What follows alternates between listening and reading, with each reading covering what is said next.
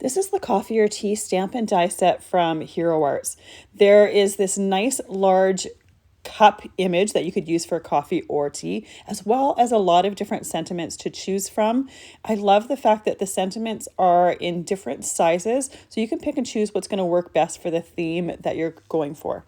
There's also a cute little tea bag tag that you can have hanging outside of the cup.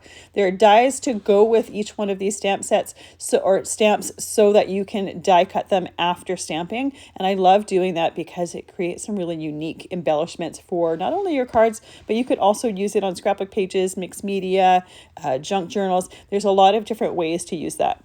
The sentiments are nice and punny, and I always love when there's pun sentiments to go with. We have thanks a latte, you're the sugar in my tea, and then you're my best tea with BESTEA. So it's a fun one to just create those sentiments. And especially I love the fact that there are ones that are curved, so you could put them right into that cup.